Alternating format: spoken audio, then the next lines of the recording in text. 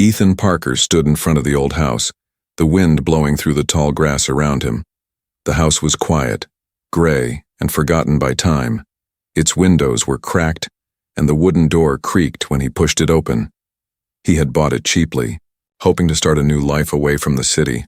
After losing his wife and daughter in a space accident 2 years ago, Ethan wanted silence. He wanted peace, but peace was not what waited for him inside. The air smelled of dust and old wood. Sunlight came through the broken windows in thin golden lines. Ethan walked slowly through the rooms, his boots making soft echoes on the floor. He saw old furniture covered in white sheets, spiderwebs hanging like ghostly curtains. He felt strange energy in the place, something cold, but alive. Still, he told himself it was just an old house, nothing more. He chose the biggest room on the ground floor as his living space. He set up a small bed, a desk, and a lantern. That night, as the wind howled outside, he made a cup of coffee and sat by the window. The silence was heavy, almost too heavy. Then he heard it, a soft metallic sound coming from beneath the floor. It was like chains dragging slowly, followed by something that sounded like a quiet sob. Ethan froze, his heart beating fast. He looked around, thinking maybe it was an animal trapped under the house, but the sound came again, this time clearer.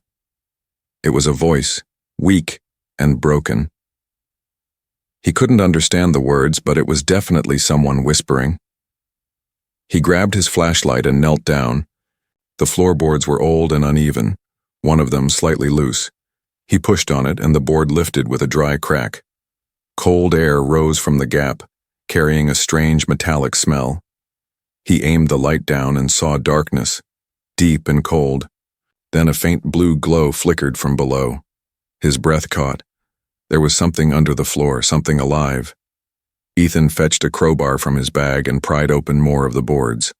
The gap widened, and a small space appeared, like a hidden basement. Inside he saw metal bars, twisted and old. Between them was movement. A small figure curled up on the floor. It was not human. Its skin glowed faintly, and thin scars ran across its body like silver lines. For a moment, Ethan thought he was dreaming. The figure looked like a girl, small, weak, trembling. Her hair was white as snow, her eyes large and bright. When she saw Ethan, she backed away, pressing herself against the metal cage. Her lips moved, whispering words he didn't understand. Her voice was soft and frightened. Ethan raised his hand slowly, showing he meant no harm. "It's okay," he whispered. "I won't hurt you." But she didn't trust him. He saw the fear in her eyes, deep, ancient fear. He noticed the metal collar around her neck, connected to the floor by glowing wires. Who could have done this, he wondered.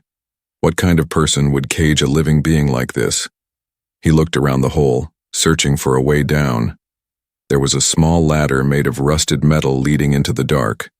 Ethan took a deep breath and climbed down. The air grew colder, and the blue light became brighter. When his feet touched the ground, he felt the vibration of hidden machines under the walls. The basement was full of strange devices. Tubes, screens, and empty containers, all covered in dust. But still humming quietly, he walked closer to the cage. The girl's eyes followed him, glowing like stars. He saw marks on her wrists where chains had rubbed her skin raw. He whispered softly, "Who did this to you?" She tilted her head, trying to understand, then reached out a trembling hand toward him. When their fingers almost touched, a small spark jumped between them.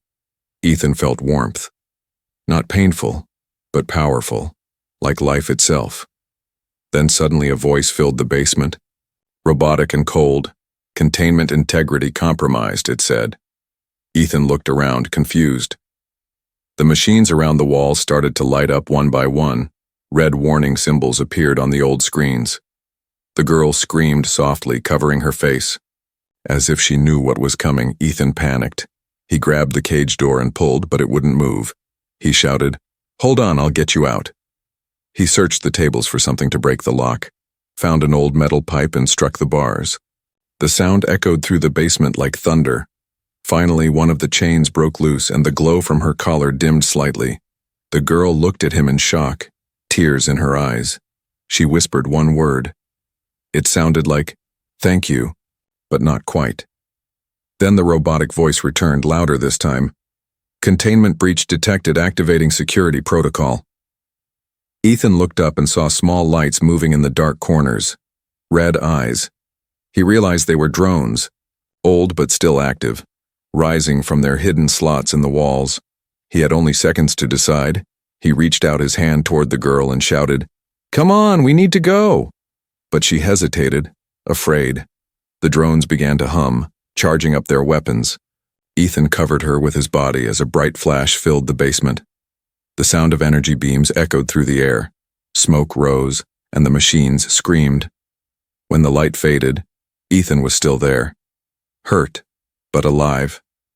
He looked at her. She was crying silently, still chained, and then he heard the AI voice again, cold and emotionless. "Target Leary reacquired." Ethan's eyes widened. Leary. Was that her name? He looked down at her, heart pounding. Whatever she was, whoever she was, someone had hidden her here, and now someone wanted her back. As the old house shook above them, Ethan whispered, "I'm not leaving you here." The girl looked at him with wide, glowing eyes. For the first time, she nodded, and in that dark basement, under the broken floorboards, a strange bond began, one that would change both of their worlds forever. The air in the basement was thick with smoke and dust. Ethan coughed, waving his hand through the air, trying to see. The lights flickered above him like dying stars. The old machines hissed and sparked, filling the room with a low electric hum. The glowing bars of the cage still pulsed with weak blue light. Inside, the alien girl stared at him, her eyes wide with both fear and hope. "Leary," he whispered softly, repeating the name the AI had spoken.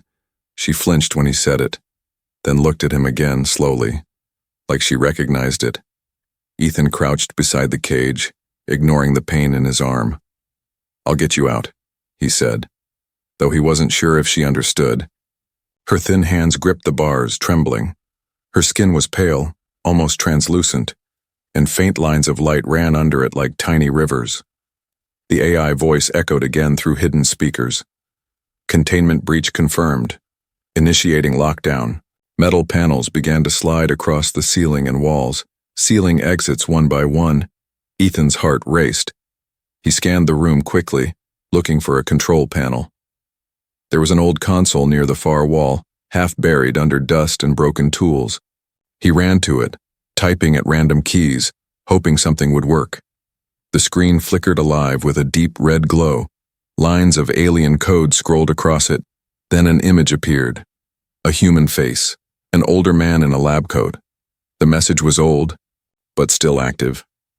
"Project Leary, subject shows extreme regenerative ability," the man said in the recording. "Keep her restrained at all times. She cannot be allowed to contact the surface."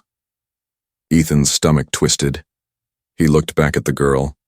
Realizing she had been trapped here for years, maybe decades, he turned and slammed his fist on the panel. "No more cages," he growled under his breath. He found a switch labeled Power Override and pulled it. The lights dimmed, the hum stopped, and the cage lights flickered out. The girl gasped, the collar around her neck sparking weakly, then falling silent. Ethan ran back, pulling open the heavy door. It groaned loudly, but finally gave way. Leary crawled out slowly, blinking at the open air. She looked so fragile, her knees shaking as she stood. Her arms were covered in scars, old and new. Ethan took off his jacket and wrapped it around her shoulders. "It's okay, you're free now," he whispered. But her eyes filled with tears, not of joy, but of confusion. Freedom was a word she did not seem to understand. Suddenly, the ground trembled under their feet. From above came the sound of heavy movement. Something mechanical was waking up in the house. The AI voice returned, distorted this time. "Warning, external defense units activated." Ethan grabbed Leary's hand and she froze at his touch. Her skin was cold, but under it, he could feel a pulse, faint, glowing, alive. They ran toward the ladder, climbing up through the broken floor. As they reached the living room, the lights in the house exploded in sparks. The windows shattered, and outside, a red searchlight swept across the ground. Ethan ducked behind a wall, pulling Leary down beside him. Through the window, he saw a hovering drone. Larger than before, its metallic voice called out, "Return the subject, human, or face elimination." Leary whimpered softly, clutching Ethan's sleeve. He could see the terror in her glowing eyes. He whispered, "Stay quiet. Don't move." The drone scanned the house with a blue beam. It passed over the broken floor and the open basement, then moved away. Ethan waited until the sound faded, then looked at Leary again. She was shaking badly, her breathing fast and shallow. He touched his chest, and then pointed to her.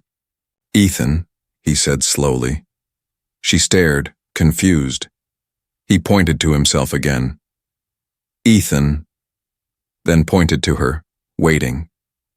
She hesitated, then whispered, "Leary," in a fragile voice. Her words were broken, soft, but it was the first human sound she had made. Ethan smiled weakly. "Leary, okay, we'll be fine." But even as he said it, he knew it wasn't true. He had no idea who or what was hunting her. He only knew one thing. She was no threat. She was scared, hurt, and lost. And he couldn't abandon her. Outside, the wind howled as another light passed over the trees. Ethan closed the door and pushed a heavy shelf in front of it. Then he guided Leary to sit near the fire. He lit a match, and the flame's warm glow reflected in her silver eyes. She reached out her hand, curious. The firelight danced across her skin, and for a moment, Ethan thought he saw shapes moving under it. Stars, constellations like a living map of the universe. She whispered something softly in her own language. Ethan didn't understand, but it sounded like a prayer. Then she placed her small hand on the broken wooden floor. Instantly, the wood began to repair itself. The cracks closing, the surface smooth again. Ethan gasped, stepping back. She looked up at him. Her expression gentle but sad. "Leary, help," she said slowly, pointing to her chest. Then to the collar still around her neck. Ethan knelt down and examined the metal ring. It had strange symbols carved into it. Glowing faintly blue, he tried to pry it open. But it didn't move. When he touched it, a pulse of light spread across his hand. For a second, he saw visions. Cities burning, stars collapsing, people screaming. He pulled back in shock, breathing hard. The girl looked at him with tears in her eyes. "Pain," she whispered. "Human." Pain? Ethan didn't know what she meant, but he realized one thing. Their fates were now connected, whatever had happened to her. Whatever secret she carried, he was part of it now. As he stared at the strange symbols glowing on her collar, a faint voice came from the walls again. "Unauthorized contact detected. Sending coordinates to command." Ethan's blood ran cold. Someone somewhere now knew exactly where they were. He looked at Leary, still trembling near the fire, and whispered, "We have to leave now." Outside, the sky flashed red, and the hunt for the last of her kind had just begun. The night was silent again, but the silence felt wrong. Ethan sat near the small fire, staring at the alien girl. Leary was asleep on the old couch. Wrapped in his jacket, her breathing was soft, her glowing veins dim under her skin. He looked around the ruined house, knowing it was no longer safe. Every shadow felt alive. Every creak of the floor made him tense. He couldn't stop thinking about the voice. Sending coordinates to command, it had said. Who were they? And why had they trapped her here? He looked at the broken machines scattered across the floor. Maybe the answers were hidden among them. At dawn, he went down to the basement again. The air was colder now, the machines humming faintly like they were waiting. He carried a lantern and moved carefully, stepping over debris in the corner. He noticed a steel cabinet he hadn't opened before. He pulled at the handle and it gave a rusty squeak. Inside were piles of old data drives, notebooks, and broken glass containers. He took one of the drives and connected it to his wrist tablet. A symbol appeared, a government seal he hadn't seen in years. Then a file name blinked across the screen. Project Eden, subject Leary. Ethan tapped it and an old video began to play. The screen flickered with static before a man's face appeared. An older scientist with tired eyes and a cold voice. "This is Dr. Havel," the man said. "Date 29th June 2149, Ethan frowned.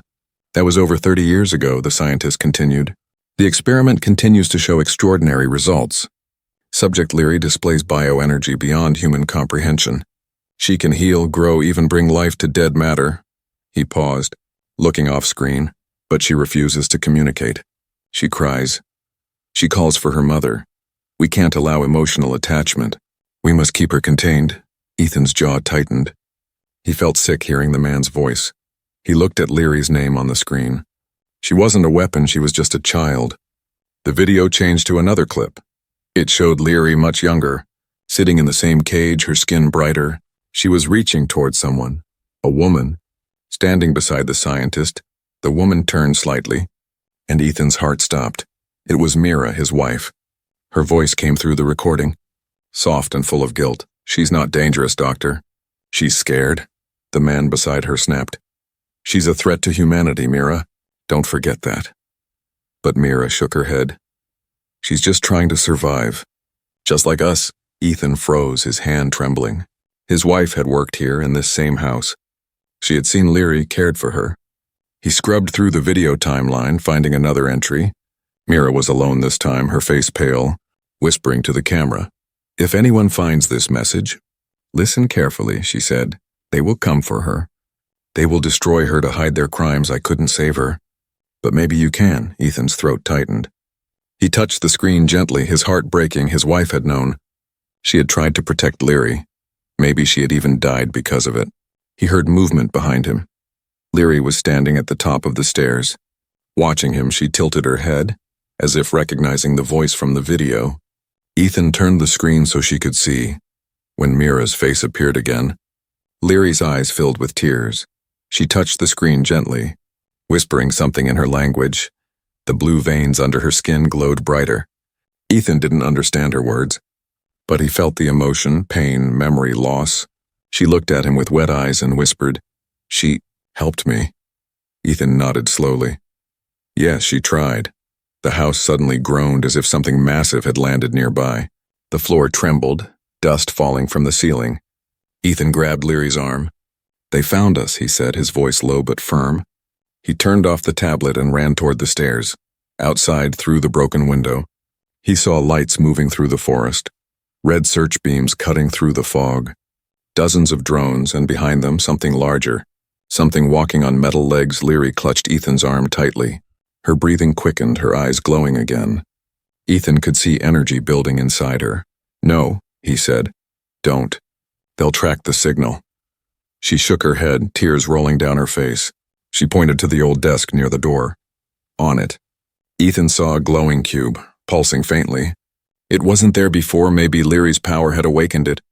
He picked it up and it projected a hologram.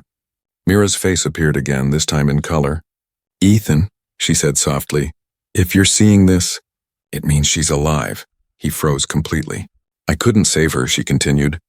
"But you can. She's not our enemy. She's our last chance. Protect her. No matter the cost." The message ended with a flash.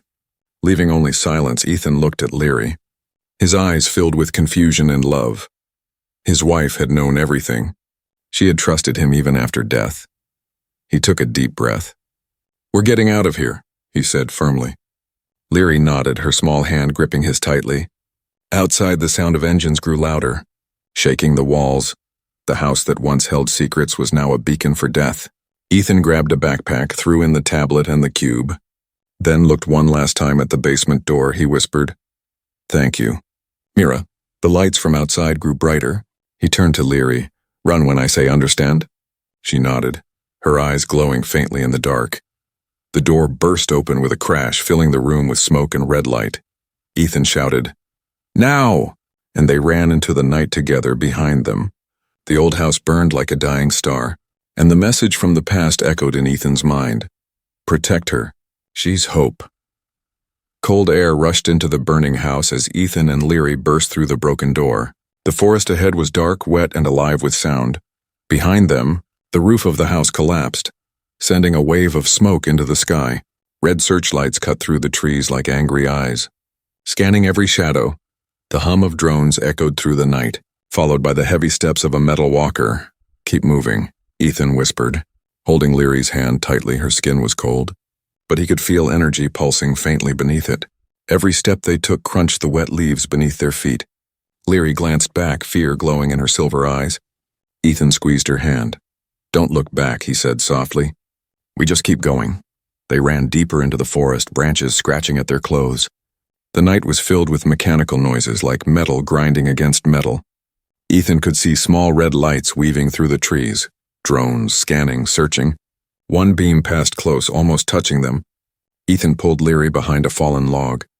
Pressing her down gently, the drone hovered overhead, the sound of its engines vibrating in their chests.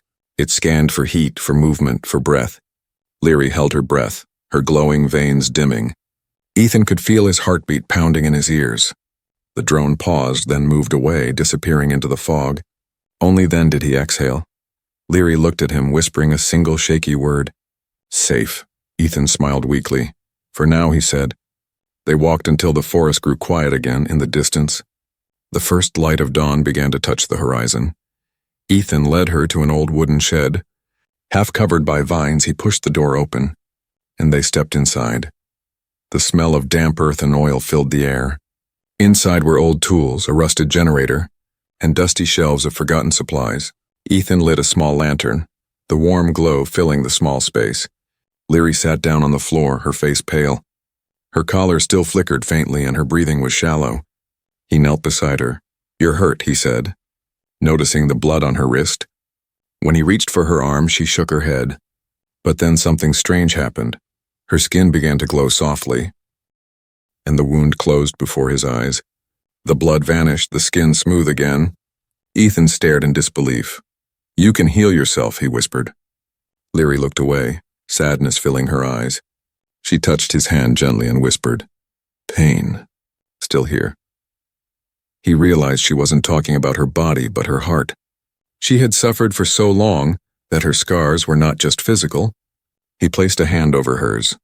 "You're safe with me, Leary," he said. "I promise." For a while they sat in silence, the sound of rain tapping softly on the roof.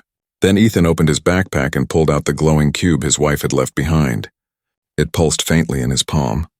Leary leaned closer, her eyes wide. When she touched it, the light grew brighter, and faint shapes appeared in the air. Stars, planets, and lines connecting them like a map. Ethan stared in awe. "What is this?" he whispered. Leary pointed to one of the stars, then placed her hand on her chest. "Home," she said softly. Her voice trembled with longing. Ethan understood. She wanted to go back before he could say anything. The sound of engines roared in the distance. The light of the cube flickered and died. Ethan jumped to his feet. Looking through a crack in the wall, through the trees, he saw figures and soldiers in black armor moving in formation. Each carried weapons that glowed with blue energy. They were scanning the area, their helmets flashing with data. "Leary, we have to move again," Ethan said quickly. But she didn't move. Her eyes were fixed on the soldiers. Tears filled them, not from fear, but from memory. She whispered, "Same people." "Took me." Ethan clenched his fists. He remembered the files in the basement, the scientists, the experiments. These soldiers were part of the same system that had caged her. He took a deep breath. "Not again," he said firmly. He grabbed an old metal pipe and motioned for Leary to follow. They slipped out the back of the shed, moving through the thick undergrowth. But a spotlight suddenly burst through the trees. Catching them in its beam, "Target located," a robotic voice shouted. The soldiers turned and fired, blue bolts cutting through the air. Ethan pulled Leary behind a large tree as sparks flew past his face. He felt heat burn across his shoulder but kept moving. "Run!" he shouted, pushing her forward. Leary stumbled, then turned back toward him, her eyes glowing bright. The ground around them began to shimmer. Leaves lifted into the air, the trees groaning as roots twisted and moved. Ethan stared in disbelief. She wasn't just healing, she was controlling life itself. The soldiers shouted as the forest came alive. Branches wrapped around their legs. Roots dragged them into the ground. One shouted for backup, but his voice was drowned by the roar of nature. Leary stood in the rain, her hair glowing like white fire. Her tears mixed with the water as she whispered words in her language. The forest obeyed her, protecting her, hiding her. Ethan watched, unable to move. She looked like an angel made of light and sorrow. Then slowly her glow faded. Her body went limp and she fell. Ethan caught her before she hit the ground. Her skin was cold again. Her breathing weak, he whispered, "Leary, stay with me." But she didn't answer. Her power had saved them, but it had taken everything from her. He looked at the fallen soldiers, the quiet forest, and the rain washing away the traces of battle. Then he picked her up in his arms. "We're almost free," he whispered, but deep inside, he knew the truth. This was only the beginning. Somewhere out there someone was watching, and they would not stop until they had her again. The storm passed, leaving the forest silent and soaked. Ethan walked slowly through the mud, carrying Leary in his arms. Her body was light, almost weightless, as if she was fading from the world. Her glowing veins dimmed with every step. The rain washed dirt and blood from his face. But he didn't care. He only had one thought: keep her alive. He spotted something through the mist, a bunker entrance half buried under the hill. The metal door was rusted, with faded military symbols still visible. He set Leary down carefully and pulled at the handle. It wouldn't move. He gritted his teeth and kicked it until it gave way. The door creaked open and a wave of cold air hit his face. Inside was darkness, deep and heavy, but darkness didn't scare him anymore. He had already seen what humanity could hide inside it. He carried her inside and found an old light switch. To his surprise, the generator still worked, humming weakly as yellow lights flickered on. The bunker smelled of oil, metal, and forgotten secrets. There were medical tables, broken screens, and long-dead computers. He laid Leary on a soft cot and covered her with his jacket. Her eyes were half open, her lips moving softly as if she was dreaming. "Leary," he whispered, "you're safe now." He began searching the bunker. On one wall was a row of locked cabinets labeled classified. He found a metal rod and broke them open one by one. Inside were files, data drives, and small holographic projectors. One of the files caught his eye. It read, "Project Eden, Species Report Lyrian." His hands trembled as he opened it. The first page showed images, creatures that looked like Leary, tall, graceful, their skin glowing like starlight. The report said they were once called the Garden Makers. They had the power to heal planets, to grow forests where there was nothing, to make air breathable again after war. They were not soldiers or conquerors. They were healers, protectors of life itself. But the next pages grew darker. It described how humans found them on a distant world, how they saw their power and then feared it.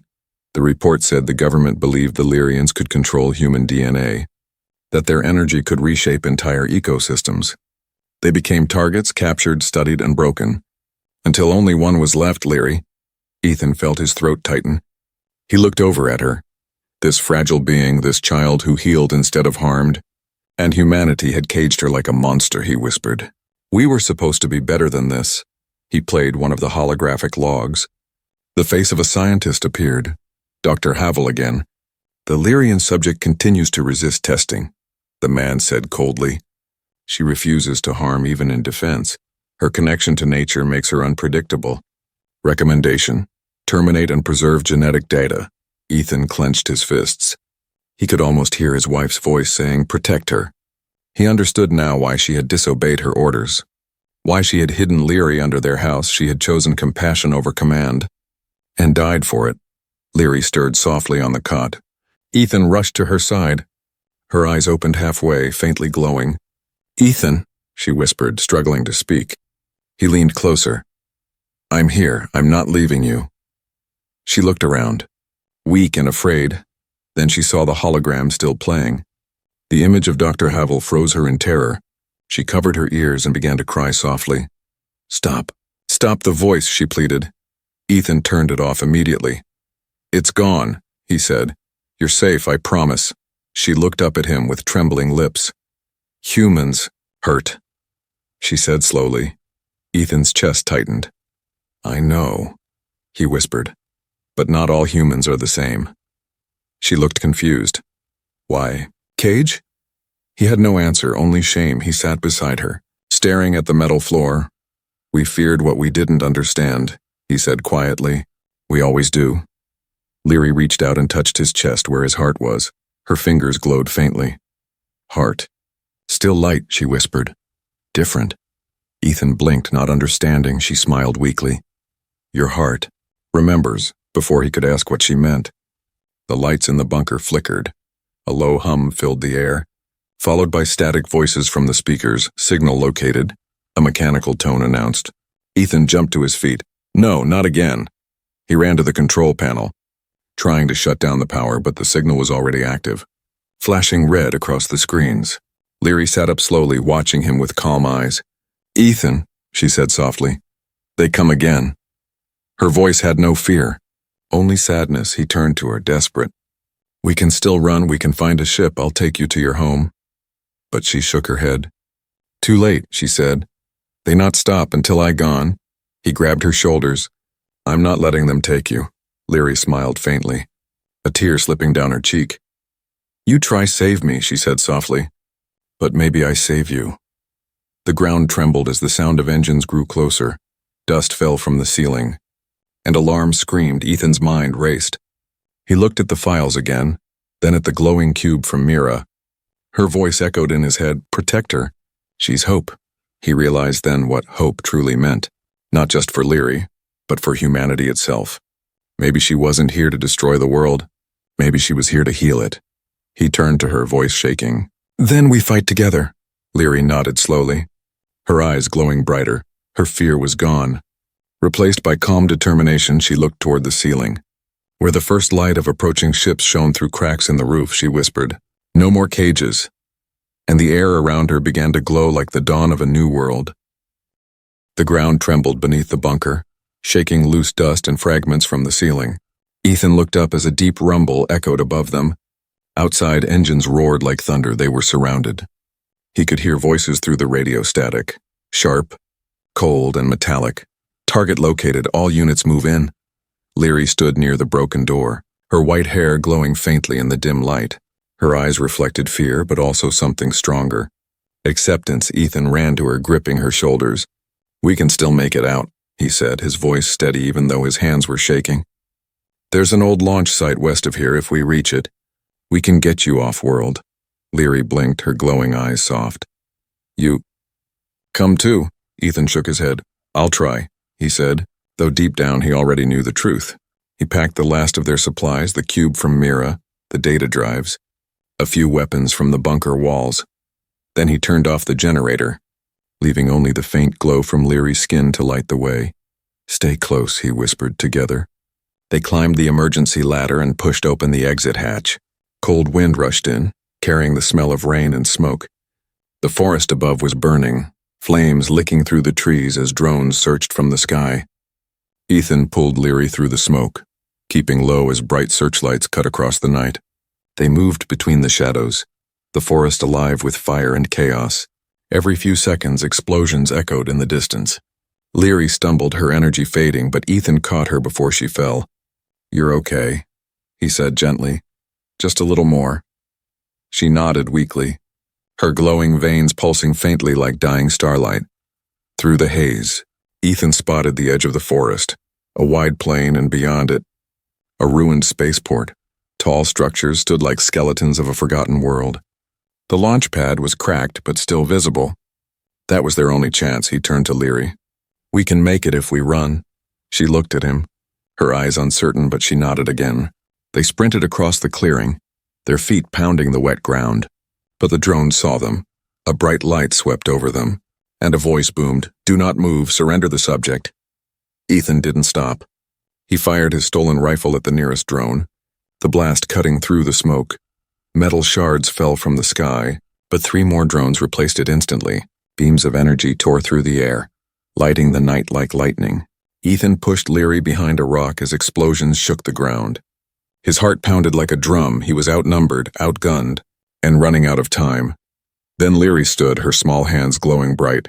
"Leary, no!" Ethan shouted, but she was already moving. Her light expanded like a wave. Washing over the battlefield, the drones froze midair, their engines whining as plants began to grow from their metal shells, roots, vines, and flowers, and blooming out of steel. It was beautiful and terrifying. Ethan watched as nature itself fought back. But Leary screamed in pain, her knees buckling as the power drained her. He ran to her side, catching her before she hit the ground. Her skin was pale again, her breath weak. "I told you," he whispered. "Don't use it all." She smiled faintly. "I protect." Ethan looked up, his eyes filled with determination. "Then let me protect you now," he said.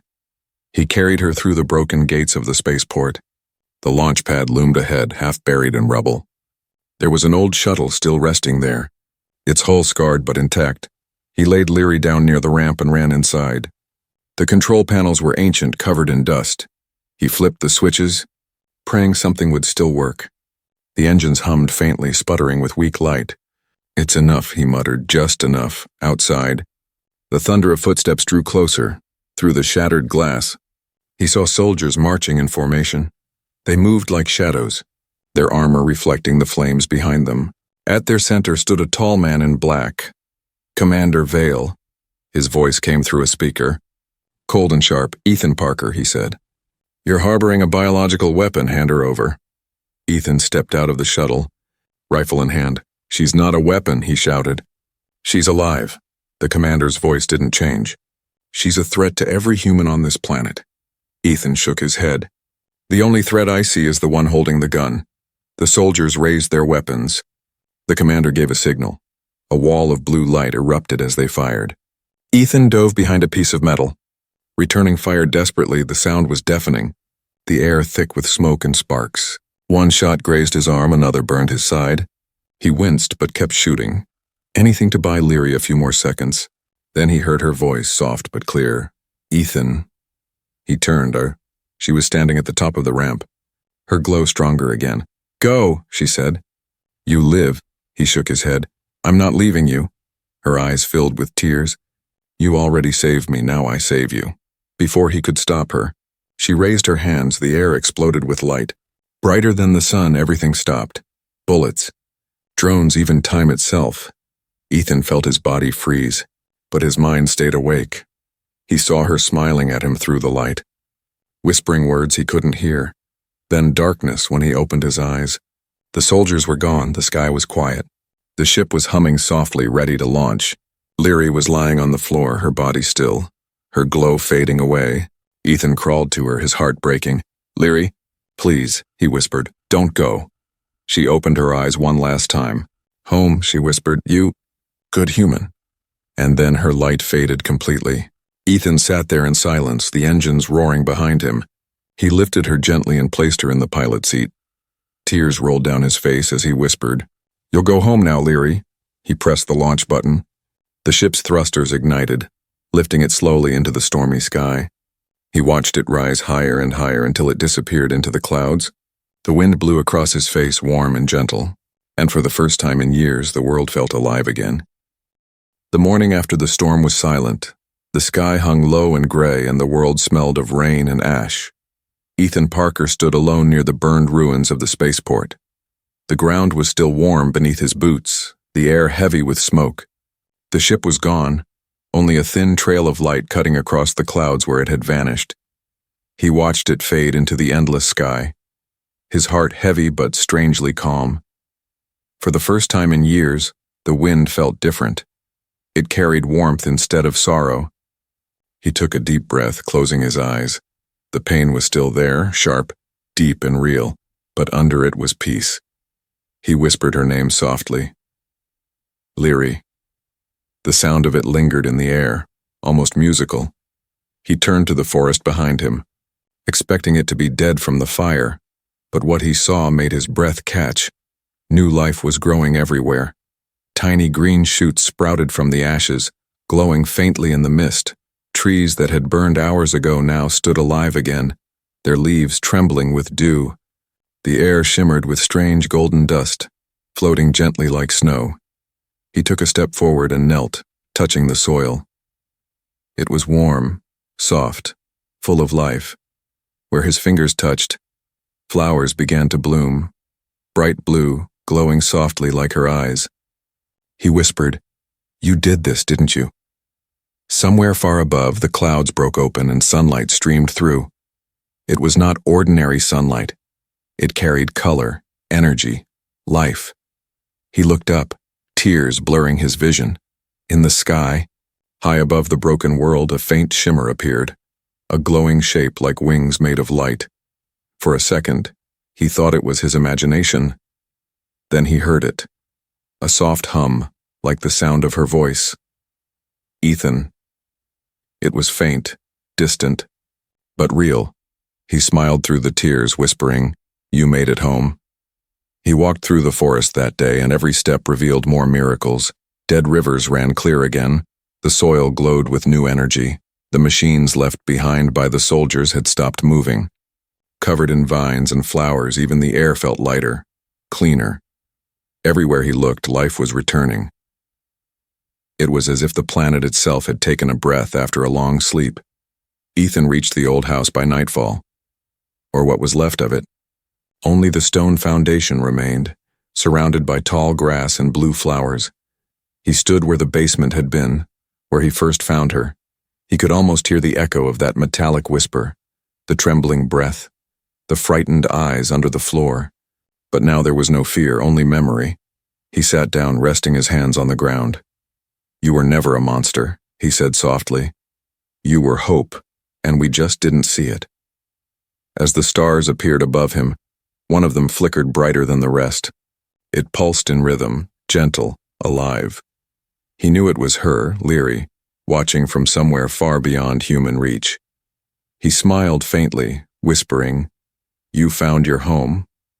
Then something strange happened. The glowing cube from Mira, his wife, flickered again in his pocket. He pulled it out and set it on the ground. It came alive one last time, projecting a message in soft blue light. Mira's voice filled the air, gentle and kind. "If you're hearing this, it means she made it," she said. "I always believed she wasn't here to destroy us. Ethan, she was here to remind us what we forgot, how to care, how to heal." Her image smiled faintly. "You were always the heart I trusted most. Thank you for finishing what I started." The light faded slowly, leaving silence. Ethan sat there for a long time, listening to the wind. The night sky was full of color, ribbons of blue and green dancing like waves. It was beautiful, otherworldly. He realized it wasn't the end of her story. It was the beginning of something new. Humanity would see this light. They would see the world changing, and maybe, just maybe, they would finally understand. In the days that followed, strange reports spread across the planet. Crops growing again in dead soil, oceans turning clear, diseases vanishing. People began to call it the Leary effect. No one knew her name, no one except him. Ethan never told them the full story. He just said, it wasn't a miracle, it was mercy. Years passed, and the world healed slowly. Ethan grew older, his hair gray, but his eyes still bright with that same quiet fire. He built a small cabin near the forest where blue flowers grew year-round. Every night he sat on the porch looking up at the same blinking star. Sometimes it flickered brighter, and he would smile. "She's watching," he'd whisper. "She always is." One evening, as he sat in silence, a soft wind blew through the trees. The flowers around him began to glow, their light weaving into shapes. Gentle, familiar.